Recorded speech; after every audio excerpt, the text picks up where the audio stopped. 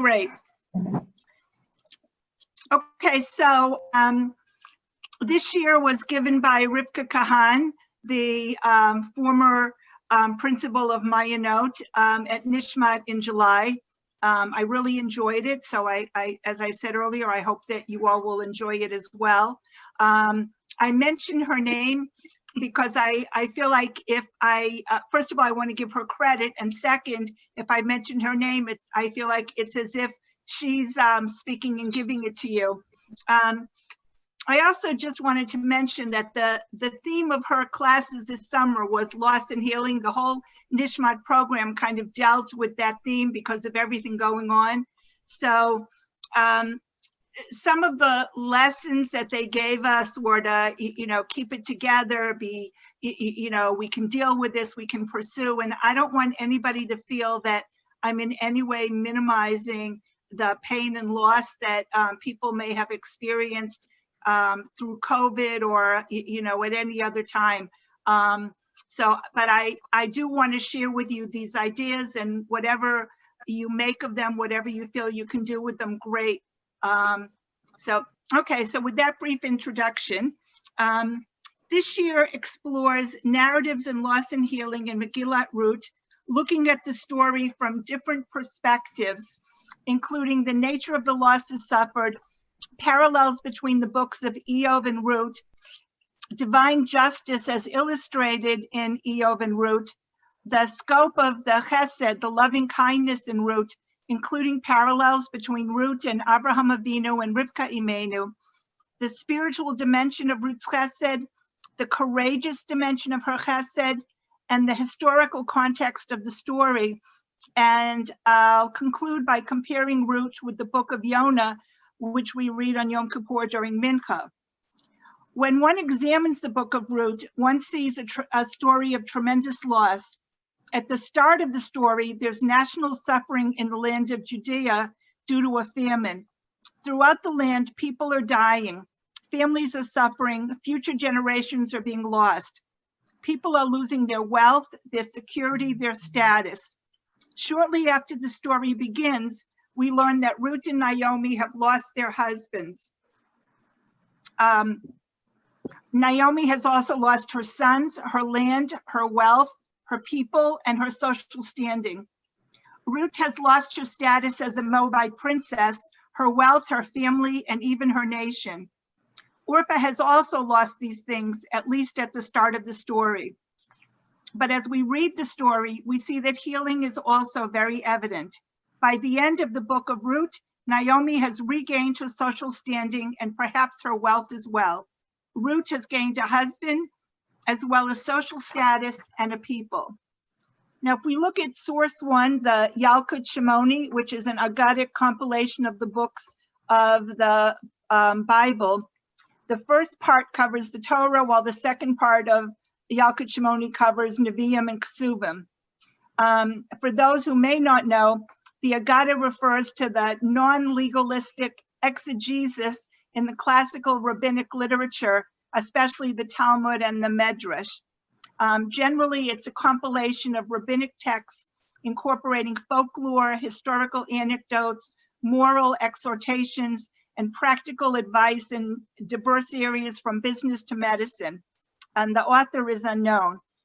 They say that a manuscript may have existed as early as 1310, but the first known printed edition was issued in Salonika, Greece in 1521.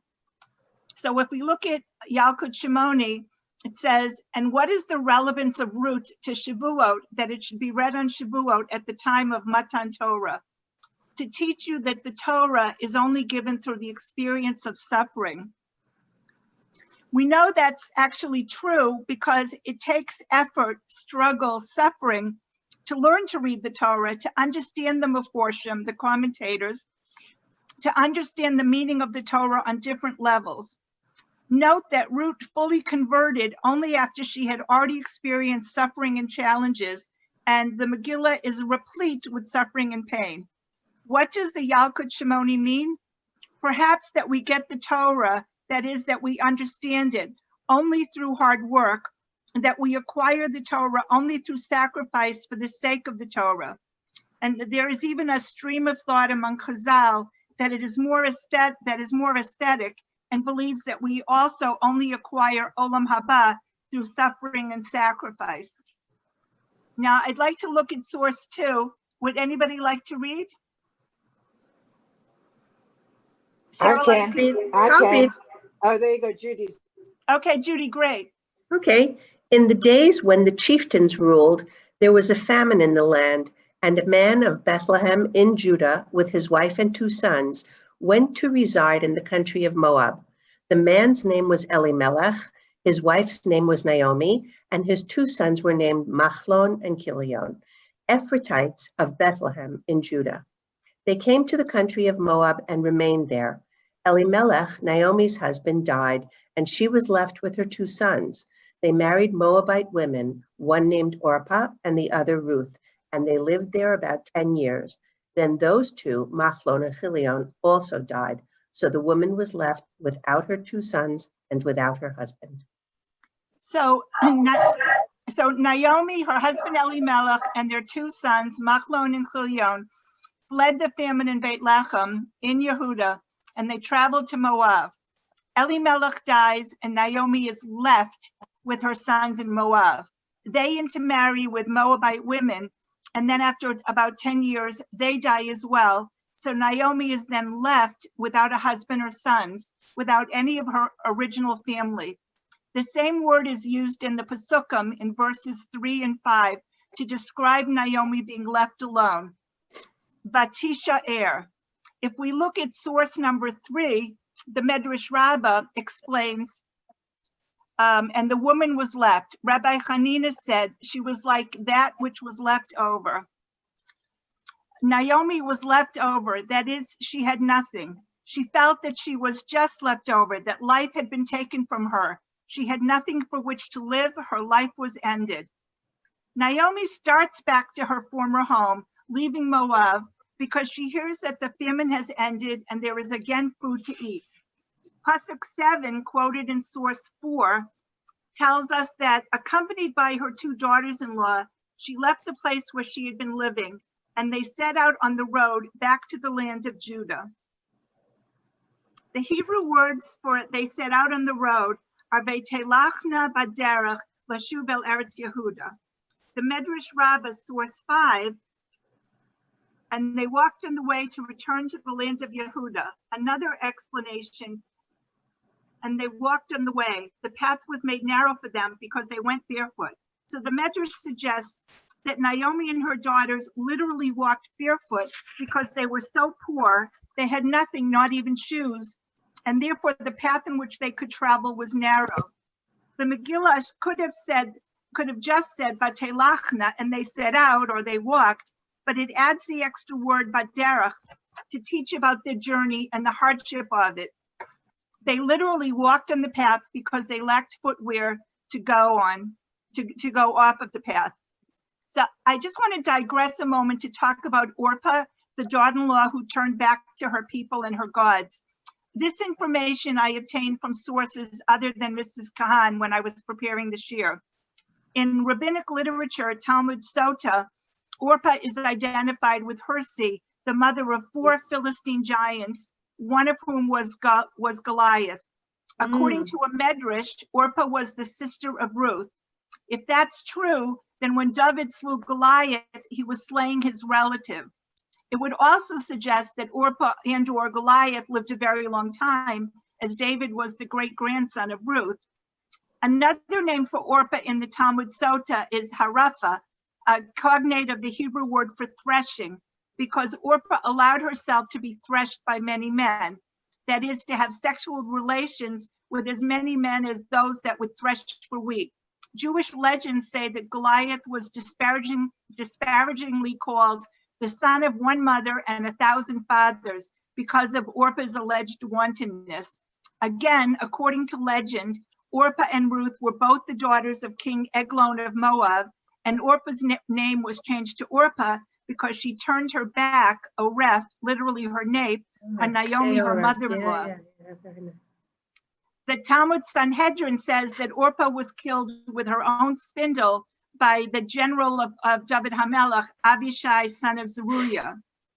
Now, if we compare the Megillat Ruth and the book of Job, both of them concern suffering. Both Eov and Ruth are structured the same way in that at the start, each protagonist has family and wealth and loses both. Society is shocked at the extent of their losses, but in the end, each is rewarded and sees future generations. So this is a chart that shows some of the similarities. Both lose children and possessions. In Sefer Eov, in chapter 1, Eov's children die and he loses all of his wealth, his animals die, everything that's bad that could happen happens to him. In Megillat Ruth, Elimelech, her husband dies, then her 2 sons dies, and she's left. In both books, they both attribute their misfortune to HaKadosh Baruch Hu, and they use the name Shakai to refer to him. Eov says, as God liveth, who hath taken away my right, and the Almighty Shakai, who hath dealt bitterly with me. And Naomi says to the people when she returns, do not call me Naomi, call me Mara, for Shakai has made my lot very bitter. Society is amazed at the extent of their misfortunes.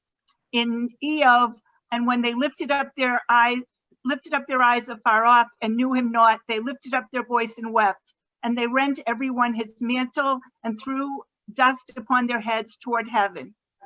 For in Ruth, when Naomi and Ruth arrive in Beit Lechem, the whole city buzzed with excitement over them. The women said, can this be Naomi, this wealthy woman who left, and now this is this pauper who comes?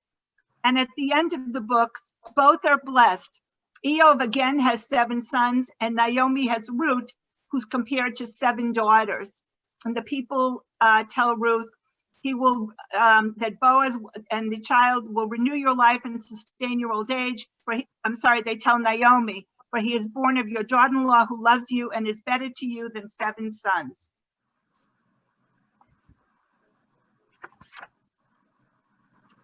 Okay, Eov sees 4 generations, and Ruth's genealogy is given through 4 generations. It says in Eov, and after this Job lived 140 years and saw his sons and his sons' sons, even 4 generations. In Megillat Ruth, it says Salmon begot Boaz, Boaz begot Obed, Obed begot Yishai, and Yishai begot David. And both of them also possibly occurred during the same historical period, Shvot HaShoftim. Rabbi Elazar said Eov occurred in the time of the judges or chieftains, and Ruth begins in the days when the chieftains ruled or the judges judged. In each sefer, the protagonists lose children and possessions. Eov and Naomi attribute their loss to Hashem, refer to him by that name. Society is amazed at their misfortunes. Eov has 7 sons. Naomi has Ruth, who's compared to 7 sons. We see all of these similarities. In the book of Eov, Eov suffers, and the suffering is from or allowed by God through no fault of Eov. In that sefer, we see a lot of complaining, and we feel a sense of hopelessness. In Megillat Ruth, Ruth suffers as well, and her suffering is also not her fault. She married into Naomi's family, which had left the land of Israel and the people and HaKadosh Baruch Hu. Elimelech and his family did not stay to help others during the famine, and instead did what was best for themselves. One could argue that Naomi and her family may have brought the suffering on themselves. Yet unlike in the book of Eov, in Megillat Ruth, we have a book of people acting and reacting, not sitting around complaining. And the book therefore provides a much more helpful note in terms of suffering than does Eov. And that point is brought out in source 7, the Nachlat Yosef by Rabbi Yosef Zev Lipovitz, who lived in the 19th to 20th century pre-state Israel. Judy, do you want to read this one as well? Could you scroll it up a bit, please? Sure. Perfect. Chazal call Megillat Ruth the book of punishment, like Sefer Eov, because in both of them it is told about great disasters that flowed over a wealthy, honored family. And when we investigate the matter, we will find that the book of the Megillah encompasses all types of human tragedy in the life of the state and the family and the individual. Nevertheless, there is a great difference in the impression that the two books leave upon us, Iyov and Ruth. From the verses of Sefer Iyov, a wind of suffering and grief blows over us, while in Sefer Ruth, even though you read in it of famine, exile, death, and distress, you do not feel the grief and groaning within it. And the Gemara also makes the point of the more hopeful note in Ruth compared to Iyov, and notes that in Ruth, the change in fortune still has possible hope and redemption. Cheryl, would you like to read 8 from Yeah, Gemara sure. Bava Batra? Gemara Bava Batra 14. The writer continues, the order of the writings is Ruth and the book of Psalms, and Job and Proverbs, Ecclesiastes, Song of Songs and Lamentations, Daniel and the scroll of Esther, and Ezra and Chronicles. The Gemara asks, and according to the one who says that Job lived in the same time of Moses, let the book of Job precede the others. The Gemara answers, we do not begin with suffering, i.e., it is inappropriate to start the writings with the book that deals so extremely with suffering. The Gemara asks, but the book of Ruth in which the writings open, is also about suffering, since it describes the tragedies that befell the family of Elimelech. The Gemara answers, this is suffering which has a future, of hope and redemption. The boldface is the actual words within the Gemara, and the non-bold is to fill it in so that we can make sense of it, or at least that I can make sense of it. So although in both Iyov and Ruth, there is tremendous loss and suffering, in Iyov, it's personal to one man, whereas in Ruth, there's a national tragedy from the famine in Israel, as well as personal tragedy that is lost by death, loss of status, and financial ruin. Yet while in Sefer Iyov, the sense of suffering and grief seems overwhelming, in Ruth, even though we read of famine, death, distress, exile, etc., we just don't feel that same sense of grief and groaning. There's that greater sense of tranquility and hope. Part of that, of course, as will be discussed in a few minutes, is that Ruth and Naomi accepted this situation while Iyov did not want to do so. In Ruth, the focus is on rebuilding and the future, while on Iyov, it is on the tragedy that has befallen him. In Iyov, there's no action, just sitting and talking, while in Ruth, there is action. Getting up, returning to Judah, gleaning the fields, marrying, having a child. A possible lesson is that when one experiences a tragedy, especially a loss, there's a lot of bitterness, but there is still a need to take action to move forward. And again, I don't mean to minimize the impact of personal tragedy. It takes time to grieve, to accept, even to be able to move forward. But the Meforshim suggests that it is our obligation as believing Jews to do so. Now, just as an aside, when one studies Iyov, there are many different interpretations as to when these events took place. I'd like to acknowledge Rabbanit Henkin, who taught the book of Iyov this past summer, for the information contained in source 9, which also comes from Gemara Bava Batra. Oh, did I not put it in? I guess Yes. I didn't. Yeah. Just scroll, keep scrolling. No, it's different. Sorry. Oh. I guess I didn't include it. Okay. Rabbi Levi Bar Lachma said, Iyov was at the time of Moshe. It is written here in Iyov, who would give indeed that my words be written, and it is written there Shemot, and how will it be known indeed? Rava said, Iyov was at the time of the spies. It is written here in Iyov, there was a man in the land of Uz, and his name was Iyov, and it is written there in Bamidbar, is there 8 trees in it? One of the rabbis was sitting before Rabbi Shmuel Bar Nachmani, and he sat and said, Iyov never was and never existed, but was a parable. Rabbi Yochanan and Rabbi Elazar both said, Iyov was among those who returned from the exile, and his Beit Medrash was in Tiberia. Rabbi Elazar said, Iyov was at the time of the judges. Rabbi Yehoshua ben Korcha said, Iyov was at the time of Achashveros, as it says in Iyov, There were not found women as beautiful as Eov's daughters anywhere in the world. In what generation were beautiful women sought? This is the generation of Achashverosh. Natan said, Eov was in the days of the queen of Sheba. The sages said, Eov was in the days of the Kasdim, the Babylonians. There were those who say Eov was in the time of Yaakov, and he married Dinah, daughter of Yaakov. It says here in Eov, do not speak like one of the wicked women. And it says there in Breshit, for he did a wicked thing against Israel. The Gemara is saying that if Eov occurred during the time of Moshe Rabbeinu, Eov should precede the story of Ruth, but we don't put Eov before Ruth in the order of our holy scriptures because we don't begin with stories of suffering. In Megillat Ruth, the parties themselves have hope and they find redemption.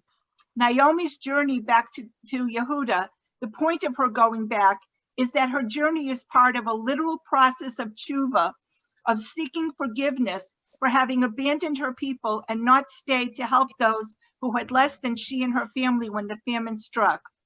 And I'll get back to this point about the sin of Naomi and her family later in this year. Now, one can compare and contrast Ruth and Eov in terms of divine justice as seen through the eyes of the protagonist. In Eov, one has little satisfaction at the end of the book because of the unanswerable questions of divine justice. Why did bad things happen to good people? And Eov asks in source 9, why died I not from the womb? Why did I not perish at birth? Why did the knees receive me? And wherefore the breasts that I should suck? Eov is bemoaning having ever been born. The Hebrew word for breast is shadayim, which is similar to Shakai, the name of Hashem used in both Sforim. Eov asks Hashem, why am I suffering so much? Why was I even born? If you look at the next source, which is source 10, then the Lord answered Eov out of the whirlwind and said, who is this that darkeneth counsel by words without knowledge?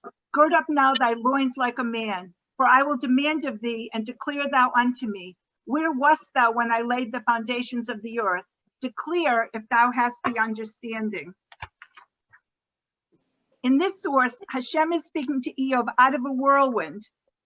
Hashem is telling him he will never understand divine justice. In the book of Eov, the suffering that Eov experiences is directly with the permission of HaKadosh Baruch Hu, and there does not appear to be any way to end it. In contrast, Ruth doesn't ask why she's suffering. She approaches her problems differently. In this sefer, as mentioned earlier, people react and seek a resolution. Naomi becomes widowed and childless, so she leaves Moab. Ruth is widowed, so she too leaves Moab, and then she converts, she gleans, she engages. She doesn't just sit and grieve her situation. She becomes the mother of future generations of kings of Israel. In Ruth, there is a general acceptance of divine justice. Moreover, in contrast to Eov, who complains to Hashem about his lot, Naomi readily acknowledges that she has sinned against Hashem. At the start of Naomi speaking in the Megillah, in source 11, she tells Orpah and Ruth, turn back each of you to her mother's house. May the Lord deal kindly with you as you have dealt with the dead and with me. Naomi still believes in chesed, in divine chesed. And when she returns to Beit Lechem, she says to the local women, don't call me Naomi, call me Mara, for Shakai has made my lot very bitter. I went away full and the Lord has brought me back empty. How can you call me Naomi when the Lord has dealt harshly with me, when Shakai brought misfortune upon me? Naomi saying, don't refer to me as Naomi, it's pleasant because it went out from this place full with wealth, status, a husband, sons to look after me in my old age, and I'm returning here impoverished, a mere beggar. The Hebrew words for Hashem has dealt harshly with me or Hashem has punished me are the Hashem Anabi. If we look at the next source, Rashi says, move this up so everybody can see. Rashi says that Naomi meant that Hashem had testified that she had sinned before him. How did Naomi and her family sin? They were wealthy, and when the famine hit Yehuda, they didn't want to share their wealth, give tzedakah, or make loans. So instead, they left their home in the country in order to keep wealth. Naomi didn't stop her husband from leaving. She herself therefore became a pauper with nothing, not even shoes on her feet. But even in her bitterness, Naomi recognizes and accepts that there is divine justice in this world. One could argue that Elimelech was the one to be punished for leaving Eretz Yisroel in the famine, that Naomi was only the wife. She didn't make the decision or have the power to do so. Still, she could have spoken up. She could have said to him that it wasn't fair to those who depended on their family for sustenance during the famine. Interestingly, Ruth, who is a model of kindness to Naomi throughout the Megillah, is blessed by Boaz, if you look at the next source. And he says to her, "May the Lord reward your deeds. May you have a full recompense from Hashem, the God of Israel, under whose wings you have sought refuge." Boaz thus makes an assumption similar to that of Naomi about divine justice in this world, in that Ruth, who did so much chesed, should also merit reward in this world. Putting aside the philosophical question of divine justice, one again sees overall that in Megillat Ruth, in comparison with the book of Iyov, there is a greater feeling of tranquility, of completion, of shlemut. There is also in Megillat Ruth the idea of building, sowing seeds for the future, that from difficulty comes results. Ruth's conversion, which occurred after she'd experienced suffering, was formed from the strength of her relationship with Naomi and their shared suffering. Through that shared suffering, Ruth was zocheh to acquire the Torah.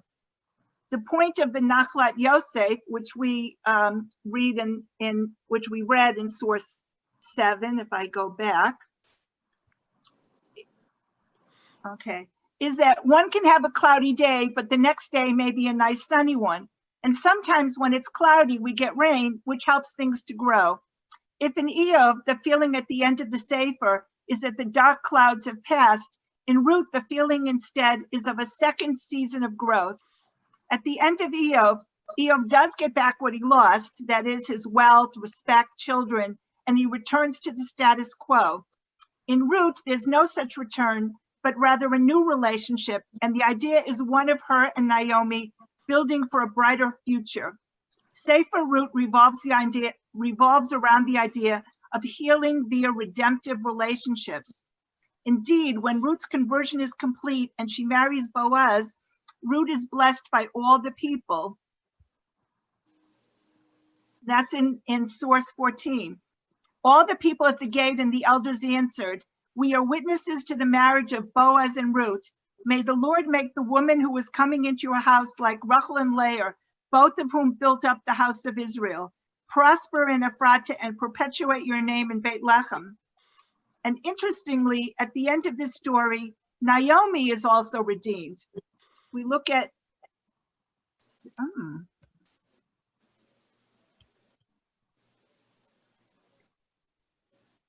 maybe it's this source here. My numbers are off. Look at source 15. The women said to Naomi, "Blessed be the Lord, who has not withheld a redeemer from you today. May his name be perpetuated in Israel." Boaz told the people he was acquiring from Naomi all that had belonged to Elimelech, Chilion, and Machlon.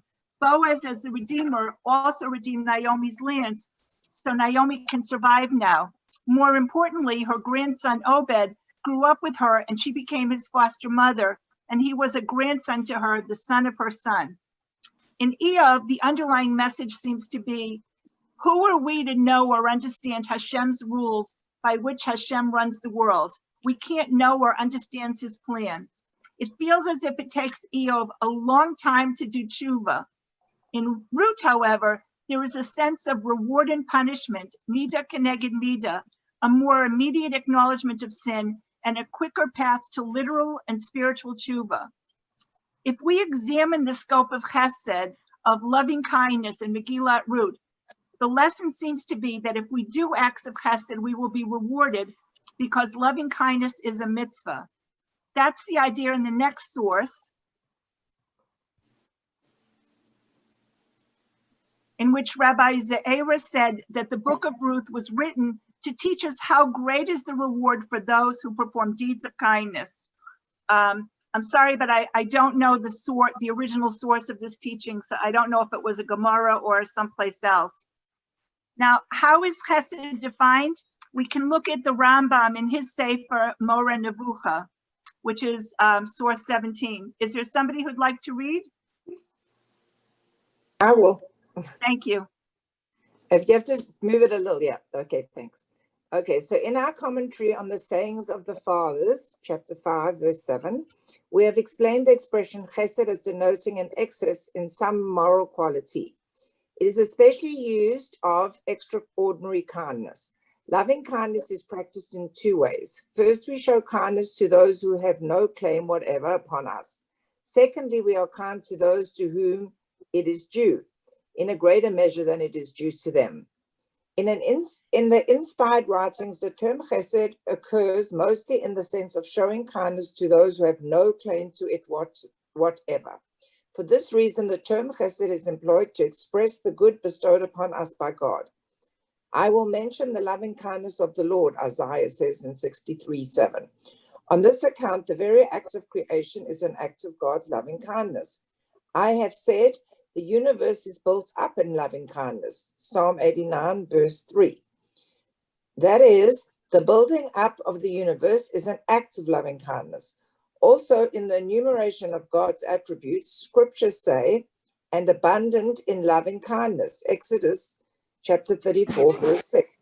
The term tzedakah is derived from tzedek, righteousness. It denotes the act of giving everyone his due, and of showing kindness to every being according as it deserves.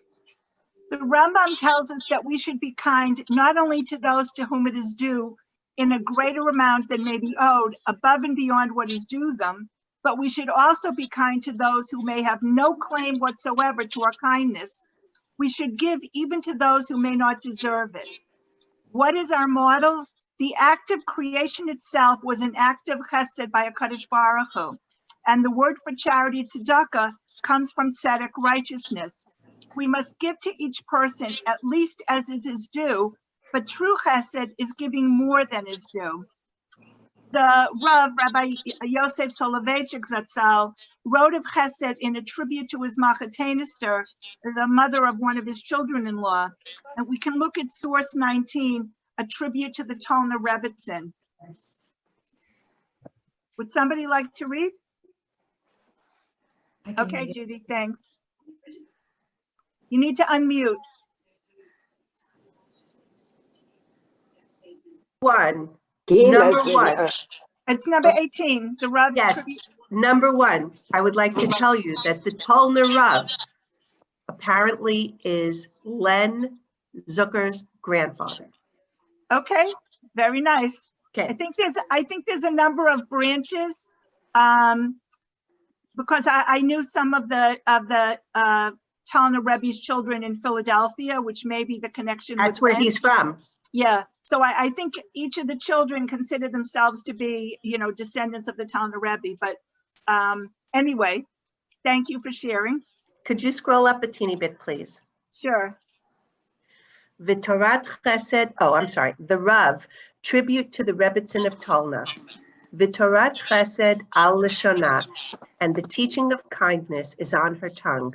Kindness is not always identical with greatness. As long as kindness is rational, logically warranted, and justified by normal considerations, it does not have to be equated with greatness. When does kindness turn into greatness? When kindness reaches the dimension of the observed and becomes chesed, which according to Maimonides connotes exaggeration, too much, unwarranted, and unnecessary. For example, if you respond to the request of a stranger who asks to spend the holidays with you, you perform a good deed, but not a great deed. However, if the stranger who came for the holidays stays on indefinitely and you care for him as if he were a member of your household, then you are performing not only a charitable deed, but a great deed. The more absurd, the greater the deed. The Rav teaches that chesed is kindness to an irrational level. The greater the deed, the greater the chesed. The book is replete with good deeds going above and beyond what was due. Ruth, unlike Orpah, decides not to leave Naomi, and goes back to Yehuda with her. She cares for her when they return. Boaz redeems Ruth, and in doing so, Naomi as well. Ruth's decision to remain with Naomi, who had nothing and could offer nothing, was irrational. Boaz's kindness to Ruth, redeeming and marrying a Moabite, was also irrational.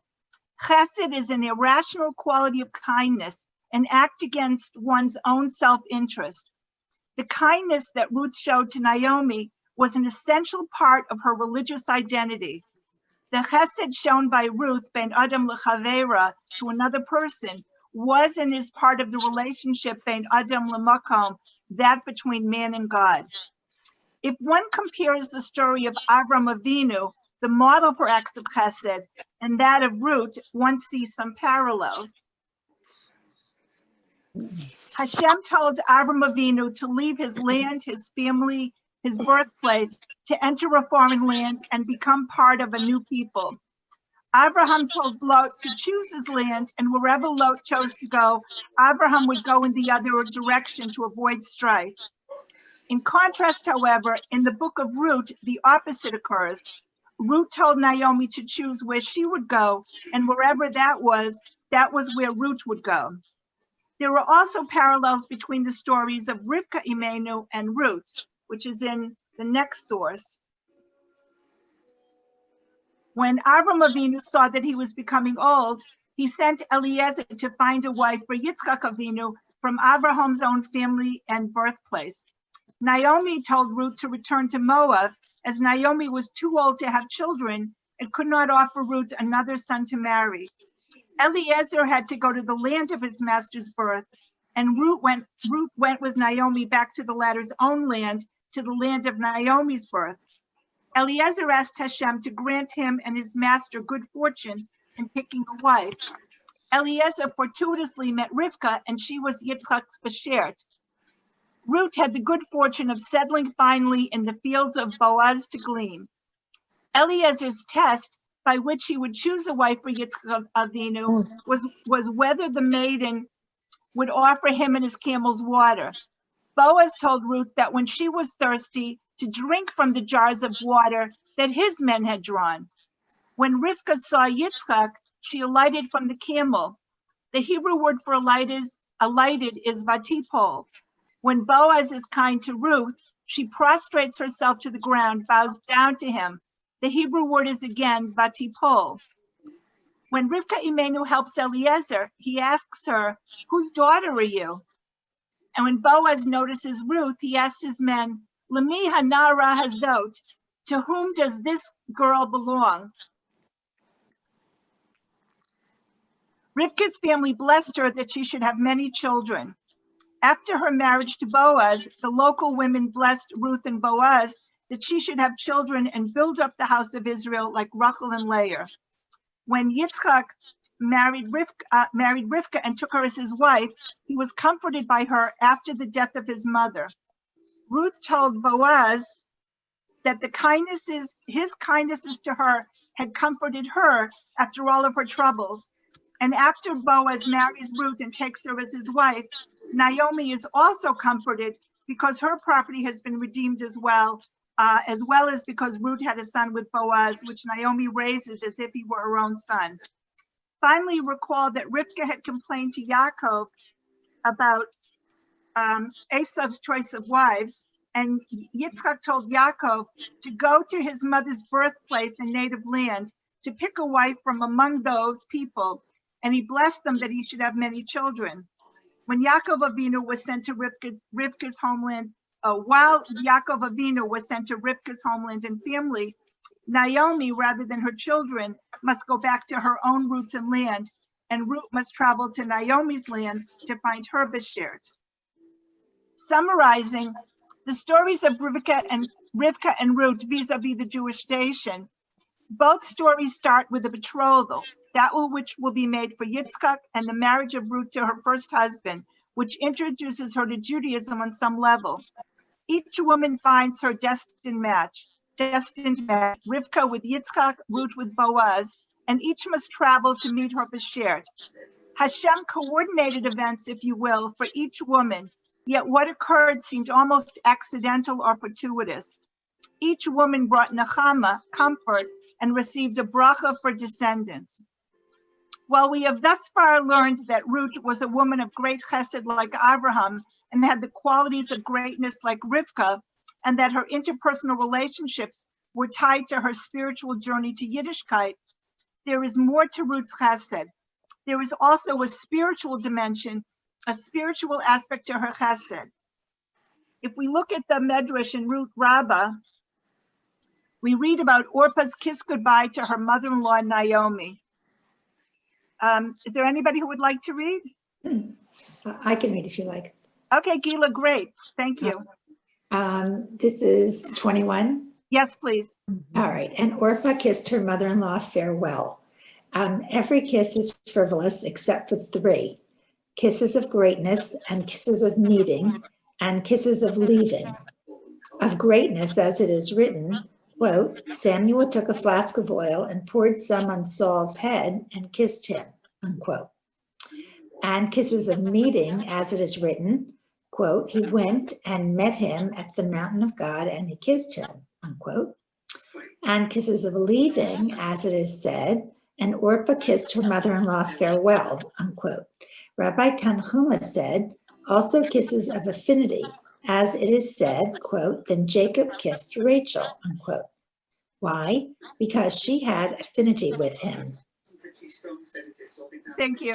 So kisses can be associated with achieving greatness, as when King Saul was anointed, or with meeting, reuniting after a long time apart, as between Moshe and Aaron.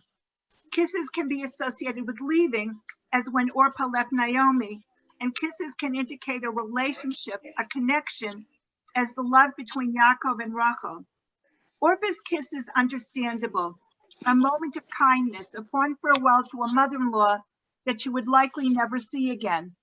Her kiss is cast by the Medrash in a positive light, but in doing so, the Medrash is also emphasizing the self-sacrifice of Ruth when she decided to stay with Naomi, and thus the contrast between Orpah and Naomi. At first blush, it may appear that Orpah's kiss was meaningful since it was a kiss of leaving, but we know that it was the opposite. It was rather a frivolous, perfunctory kiss goodbye. Orpah had no great affinity or love for Naomi. Contrast Orpah's behavior with that of Ruth.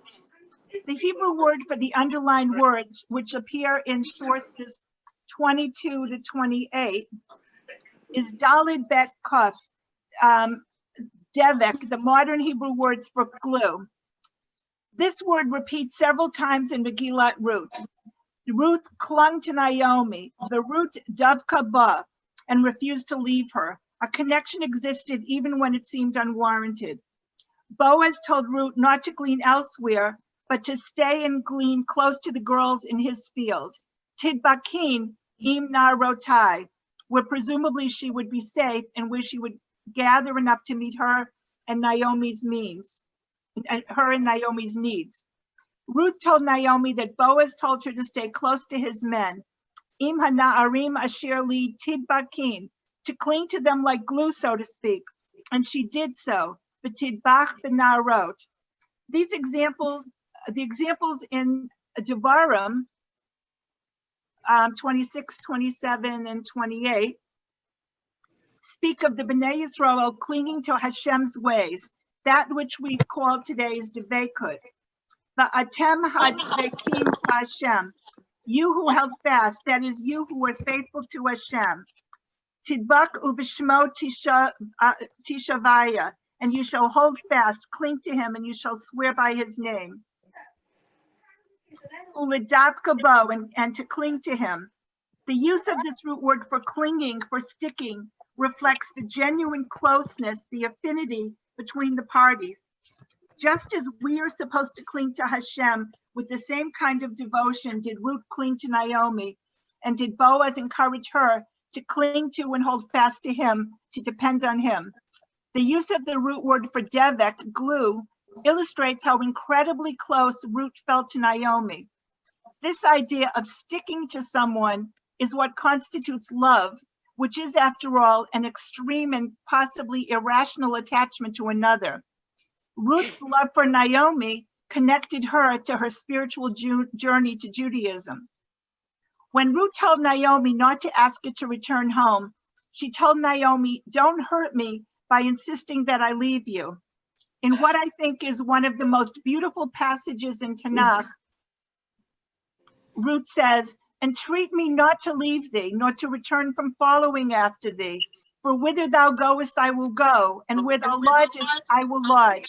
Thy people shall be my people, and thy God my God. Where thou diest will I die, and there will I be buried. The Lord do so to me, and more also, if aught but death part thee and me." Don't ask me to leave you. Don't entreat me to leave you. The Hebrew words are al tifki vi le'ozvech. In the word tifki, one can recognize the shoresh, the root pe gimel ayin, a wound. Ruth literally told Naomi, "Don't hurt me by insisting that I leave you." The Medrash Rabbah on Ruth expounds on this idea. And Ruth said, "Entreat me not to leave you and to return from following you." What does entreat, literally hurt, mean? Ruth said to Naomi, "Do not sin against me by telling me to leave and return from following you. I intend to convert anyway, and it is better that I do it with you than someone else." Ruth was saying to Naomi, "I feel a part of the Jewish people, and I want to be a part of this people, part of your life." She makes a vow to stay with Naomi, to go with her, to reside with her, to become part of the Jewish people, and to remain with her always. And she says HaKadosh Baruch Hu should help her accomplish these things and let only death part her from Naomi.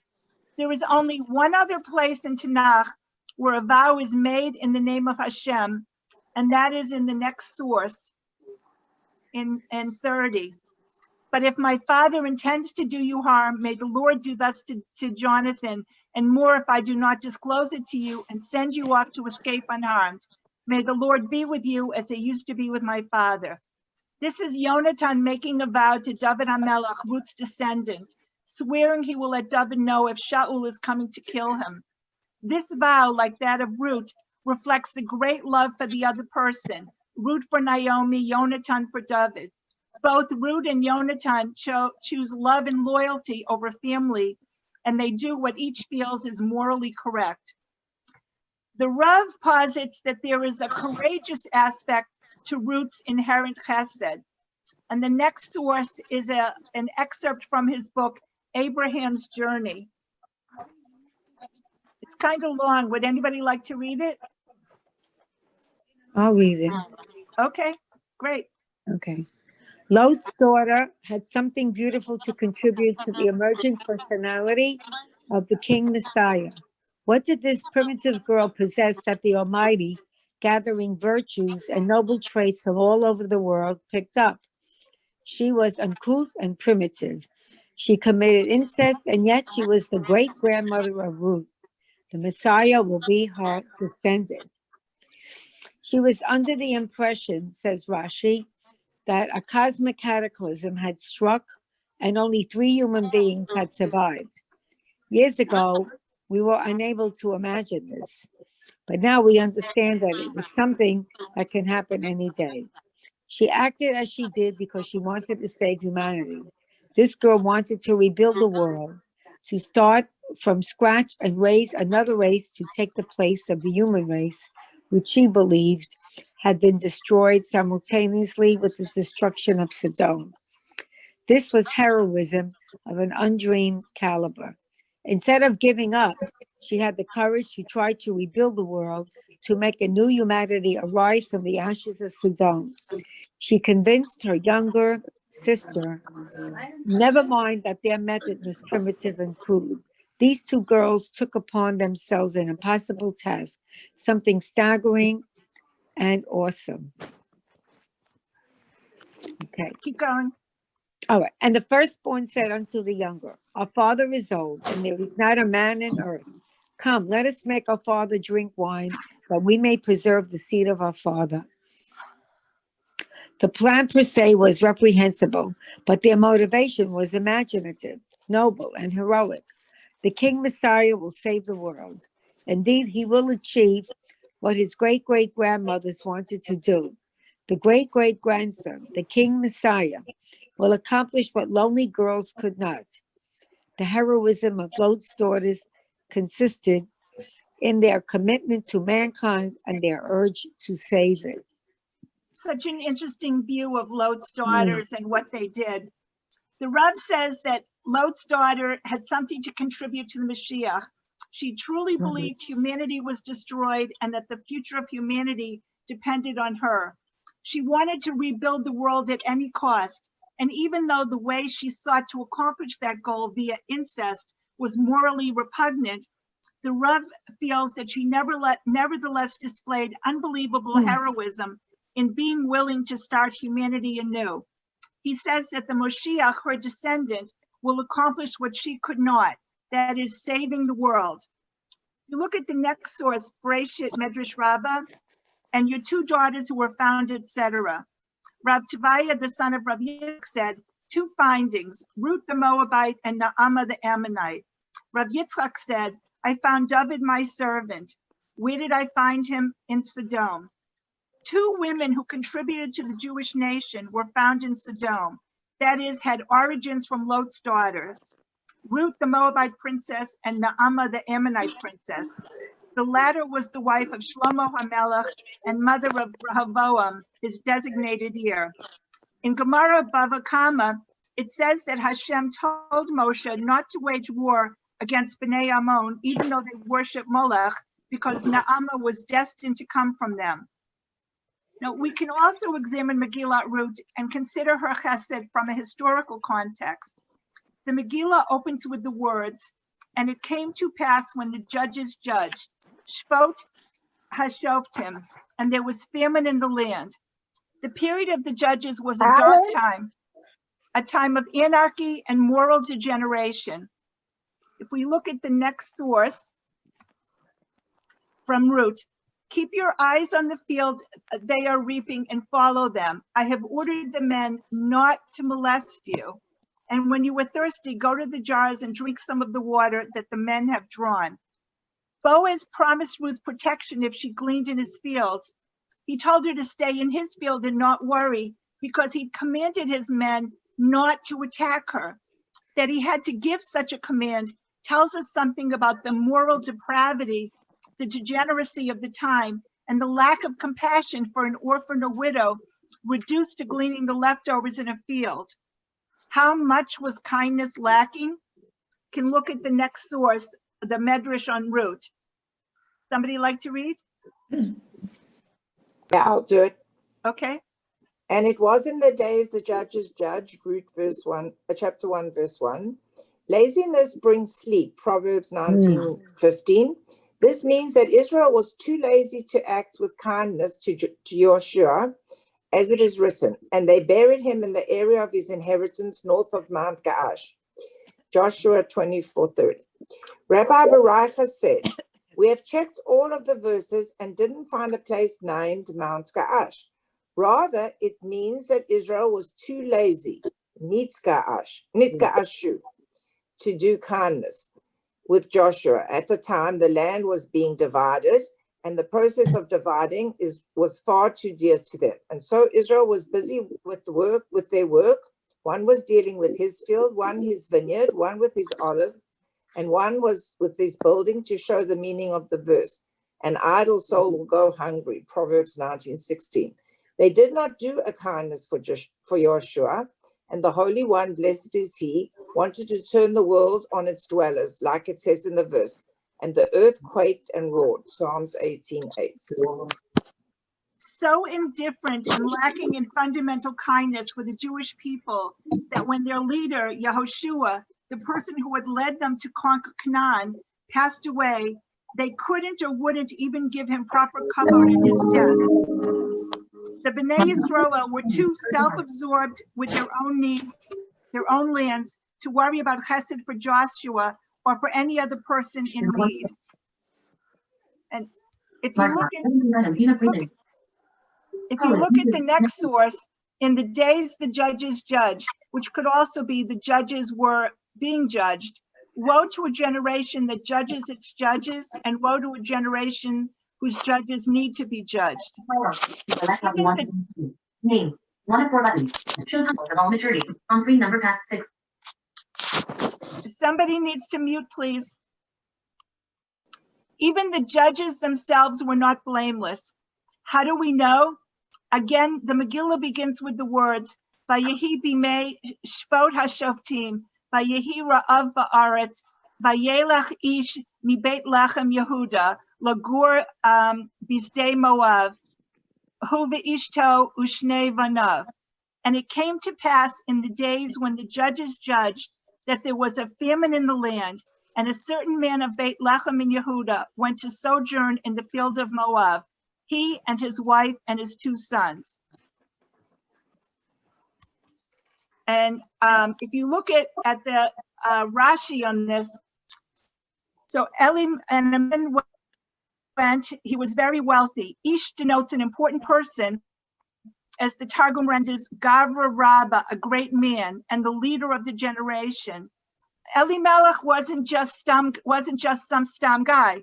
He was a very important person. He left Eretz Yisrael for regions out of the land because of his stinginess, but he was miserly toward the poor who came to press him, and therefore he was punished. He was selfish because he didn't want to share his wealth with the poor, and he forgot that everything he had was from HaKadosh Baruch Hu. If the way that Elimelech behaved was indicative of how a leader of the people acted, what kind of example was it, or did it set for those not in leadership roles? What could we expect of them but more of the same, if not worse, the degenerate behavior described in Ruth? In this context, given the degeneracy and lack of scruples during the time of the judges, the chesed of Ruth is all the more striking. She, who lived in a time of anarchy and selfishness, conducted herself the opposite way and displayed true chesed. If you look again at the Nachlat Yosef, let's see if I can, okay, here we are. Am Yisrael was weakened by a deficiency in the vitamin of kindness. And in order to fill this deficiency, a non-Jewish soul, which was rich in this vitamin, was taken and planted within Am Yisrael. The arrival of Ruth was like a transfusion of blood into the body of the Jewish people, which prepared it for renewed life. In the heart of Ruth the Moaviah nested the great spirit that brought to the world messianic strength. The greatness of Mashiach is that he will bring changes in the relations of people and the relations of nations, and will remove barriers between them. From which source does this flow? From Ruth. So Rabbi Lipovitz is saying that the Jewish people were so lacking in the quality of chesed that Hashem had to bring Ruth into the Jewish people to infuse that quality into the nation. And note that, like the Rav, Rabbi Lipovitz is struck by the significance of this quality of chesed, of this quality of chesed in Ruth that will be a characteristic of Mashiach Tzidkenu, a Mashiach whose origins go back to Ruth the Moabitess and thus to the daughters of Lot. It's almost 9 o'clock. Should I keep going to finish it, or should I save it for the 2 weeks from tonight? How much more is there to go? I have a couple more pages. I would say save it. Yeah. Okay, so next week I have a conflict, so I will continue this in Yetz Hashem in 2 weeks, and then I'm going to start with David HaMelech, Ruth's descendant. So also a share that I really enjoyed when it was given to me, and I hope that I can give it over to you half as well as it was given to me. I want to wish everybody a very happy Thanksgiving. Happy Thanksgiving, yeah. Enjoy. It's been a And strange thank you very year. much for tonight, Robin. It was excellent. Really My excellent. pleasure. Very, very motivating for me anyway, because, you know, after my husband passed away, it's a thing that you do, you learn, you carry on living. And it was one of the things when my husband was ill, he kept on telling me that life's for the living and that you have to look for the positive. And yes, it's obviously you can focus on the negative, but that's not what you really want to do. You want to carry on and be positive and look for the good things that you can do in life every day. And that's interesting. So it's good. Not so easy, but you know, if at some point we go through the stages of grief, and at some point we find the will to keep going. Right, If you don't, you're lost. right, for sure. That's for sure. Exactly. Yeah, I Anyway, have a find, good night, everyone. thank you so Bye. much. Happy Sue. Thanksgiving Thank you, again. Robin. My Bye. pleasure. Thank you. Nice to Thank see you. you. Thank you, everyone. Be well. Take care. Good night. Bye. Good night. Night. Bye, Robin. Hi. Hi. It was very good. I really enjoyed it. Okay, I'm So so what- happy. Yeah. Okay. So All we'll right. see you in 2 weeks. Very Everybody good. Everybody Take- good at home? Everybody good? Thank God. The health? Good. That's Yep. what we want to hear. Yep. All right. Okay. Regards to Stewie. Bye-bye. Thank you. Have a wonderful Thanksgiving. Take Thanks. care. Thank you. Okay. Bye-bye. Bye-bye.